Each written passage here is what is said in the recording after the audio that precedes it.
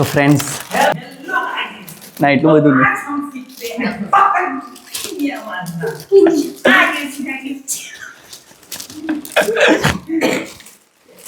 Okay, તો આ video બધા જેન્ઝીઝ માટે છે કે જેને પતંગની દોરી કાપતા નહીં આવડતું, પતંગમાં કાણા પાડતા નહીં આવડતું. જો પહેલો રૂલ, તમારે દોરી કેટલી લેવાની છે, કેટલી લેન્થમાં લેવાની છે. તો તમારી પતંગની જે આ વર્ટિકલ હાઇટ છે ને એનાથી થોડીક મોટી દોરી લઈ લેવાની તમારે. બરાબર, મેં 2 બેવડી કરી છે. બરાબર, પતંગમાં આ રીતે અક્ષને હસવું આવે છે જેવું. હા, પોઈન્ટ છે. બેવડી એટલે મેં દોરીના 2 છેડા આ રીતે બાંધેલા છે. બરાબર છે. ના, એટલું બધું ઝૂમ નહીં. હવે જો પતંગમાં કાણું તમારે આ રીતના ક્રોસમાં પાડી દેવાનું છે. બરાબર, અને અહીંયા આ પતંગની ફ્રન્ટ સાઈડ છે. હવે તમારે પતંગની દોરી છે ને આ ડિરેક્શનમાં અહીંયા બાંધવાની છે. તો આપણે 2 ગાંઠ મારી લઈએ. પહેલા डेमो दे रहे हैं, डेमो. Hope this works. 2 ગાંઠ મારી છે. તમારે બહુ પવન હોય ને 3 ગાંઠ મારવી હોય તો પણ વાંધો નહીં, ઉપર નીચે. તો આપણે નીચેની તરફ ગાંઠ મારી દઈએ.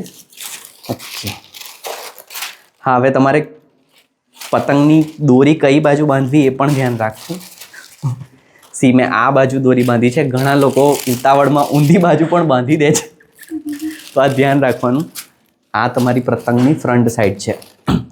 હવે જો માપ લેવામાં બહુ બધા લોકોને કન્ફ્યુઝન હોય.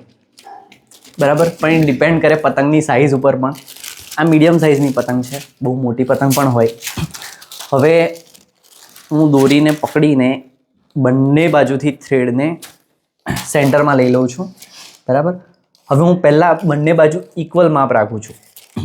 જો પતંગ મીડિયમ સાઇઝની હોય અને વિન્ડમાં તમારે નોર્મલ, મતલબ પતંગનો ખેંચ ભારે કે હલકો રાખવો હોય, પતંગને તમારે જેટલી ભારે કે હલકી કરવી હોય તો એ તમે અહીંયાથી ડિસાઈડ કરી શકો છો. હવે એક સિમ્પલ એક્ઝામ્પલ બતાવું. અહીંયા મેં બંને બાજુ ઇક્વલ રાખી. હું આમ જસ્ટ થોડો મેન્યુઅલી ફ્લો કરીને જોઈ શકું છું કે મારી પતંગ કેવી રહેશે. હવે ધારો કે પતંગ તમારી મોટી છે, બરાબર, સાઇઝમાં મોટી હોય, અને તમે આ બંને ઇક્વલ રાખશો તો તમને આમ આ જસ્ટ મેન્યુઅલ ફ્લોથી તમને આઈડિયા આવશે કે પતંગ કેટલી ભારે કે હલકી છે. માની લો તમને ભારે લાગે છે અને જો તમારે પતંગને હલકી કરવી હોય તો પછી ઉપરનું માપ થોડુંક વધારી દેવાનું.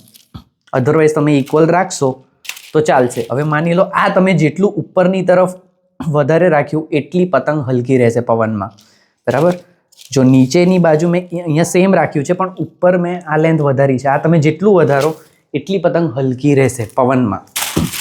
અને આ તમે જેટલું નીચેની સાઈડ રાખો, બરાબર, એટલી પતંગ ભારે રહે. You can check this. હવે આ માપ લીધા પછી અહીંયા પકડીને એક ગાંઠ મારી દેવાની. બરાબર, થઈ ગયો. માની લો કે તમે ભૂલથી જુઓ, માની લો કે આ જુઓ દોરી અત્યારે અનઇવન થઈ ગઈ છે. બરાબર, અને આ પણ તમારે સેમ કરવું હોય. માની લો કે જો અહીંયા આટલી ગેપ છે અને અહીંયા વધારે છે. હવે આ ગેપને તમારે ઇક્વલ કરવી હોય તો ઓબ્વિયસલી આ થ્રેડને અહીંયા ઇક્વલ કરવા મારે નીચે બીજી 2 ગાંઠ મારી દેવાની, તો બંને બાજુ ઇક્વલ થઈ જાય. તો ગાંઠ માર્યા પછી પણ જો તમારે બેલેન્સ કરવું હોય તો you can do this. Thank you.